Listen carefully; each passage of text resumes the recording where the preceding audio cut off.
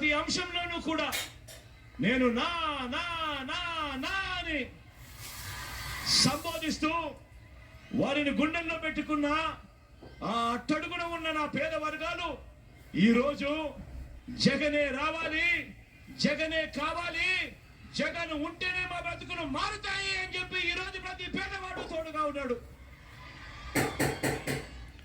గతంలో ఎప్పుడూ జరగని విధంగా మంచి జరిగింది కాబట్టి ఆ పేదల గుండెల్లో పెట్టుకున్న జగన్కు వారంతా కూడా తోడుగా ఉన్నారు. ప్రతి ఇంట్లోనూ జగన్కు అండగా ఉన్నారు. మంచి జరిగిన ఆ ప్రతి ఇంట్లో నుంచి జగన్కు అండగా, వారికి బిడ్డగా, తోడుగా ఈరోజు ఇంతమంది ఈరోజు జగన్కు అండగా ఉన్నారు. మరి నేను అడుగుతా ఉన్నా, జగన్ ఒంటరా అని అడుగుతా ఉన్నాను. మళ్ళీ కూడా రెండు చేతులు పైకెత్తారా బా, ఇలా ఇలా ఇలా ఇలా ఇలా ఇలా ఇలా ఇలా ఇలా ఇలా ఇలా ఇలా ఇలా ఇలా.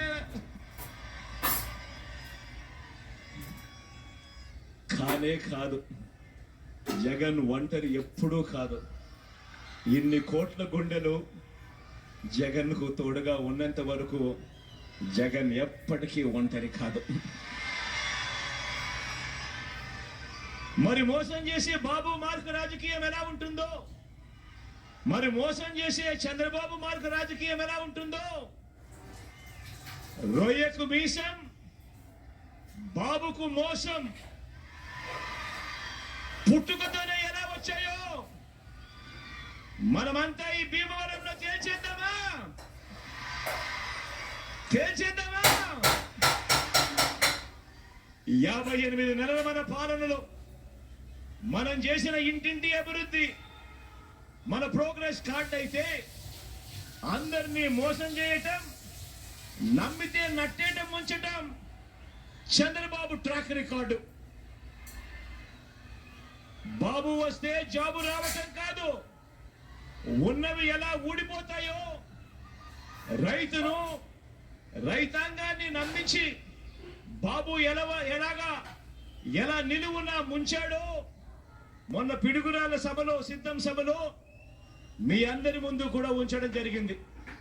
పిడుగురాల సిద్ధం సభలో ఈ 2 అంశాల మీద కూడా ప్రస్తావించడం జరిగింది. ఈ సభలో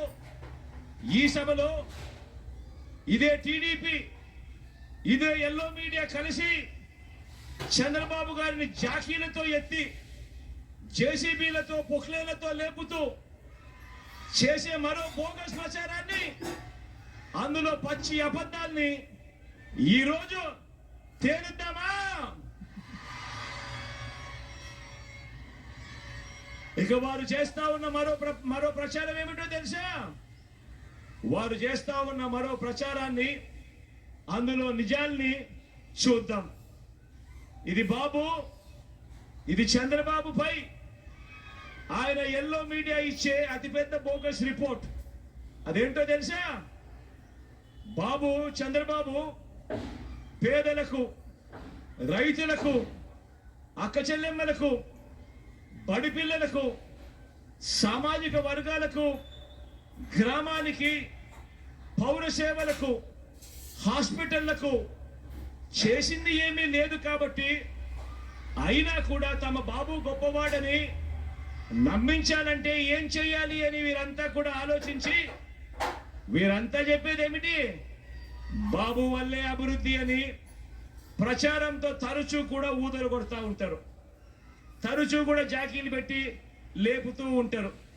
బాబు వల్లే అభివృద్ధి అని ప్రచారంతో వీళ్ళంతా కూడా ఎప్పుడూ చెప్తా ఉంటారు.